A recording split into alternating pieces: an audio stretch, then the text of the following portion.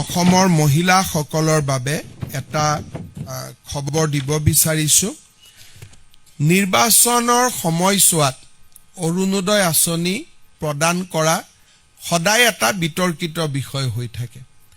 সেইকাৰণে কেতিয়াবা বিৰোধী পক্ষেও আপত্তি কৰে যে ইলেকশ্যন চলি থাকোঁতে কিয় অৰুণোদয় দিলে।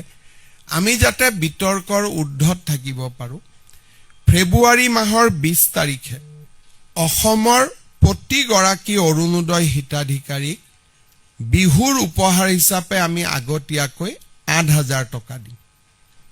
তাৰমানে প্ৰতিগৰাকী আই মাতৃ যিসকলে অৰুণোদয় আঁচনি পাই আছে, দে উইল গেট, জানুৱাৰীত আমি তেওঁলোকক নিদিওঁ একো, ফেব্ৰুৱাৰী মাহত একেলগে ফেব্ৰুৱাৰী মাহৰ 20 তাৰিখে একেলগে আগতীয়াকৈ বহাগ বিহুৰ উপহাৰ হিচাপে তেওঁলোকক আমি 8,000 টকা তেওঁলোকৰ বেংক একাউণ্টলৈকে হস্তান্তৰ কৰিম। তেতিয়া আৰু বিহুলৈকে তেওঁলোকে সুন্দৰভাৱে তেওঁলোকৰ বিহু পালন কৰিব পাৰিব। মই আপোনালোকৰ জৰিয়তে অসমৰ আই মাতৃ সকললৈকে এই সুন্দৰ উপহাৰটো ঘোষণা কৰিব খুজিছোঁ। অসমৰ মহিলাসকলৰ বাবে এটা খবৰ দিব বিচাৰিছো। নিৰ্বাচনৰ সময়ছোৱাত অৰুণোদয় আঁচনি প্ৰদান কৰা সদায় এটা বিতৰ্কিত বিষয় হৈ থাকে। সেইকাৰণে কেতিয়াবা বিৰোধী পক্ষেও আপত্তি কৰে যে ইলেকশ্যন চলি থাকোঁতে কিয় অৰুণোদয় দিলে।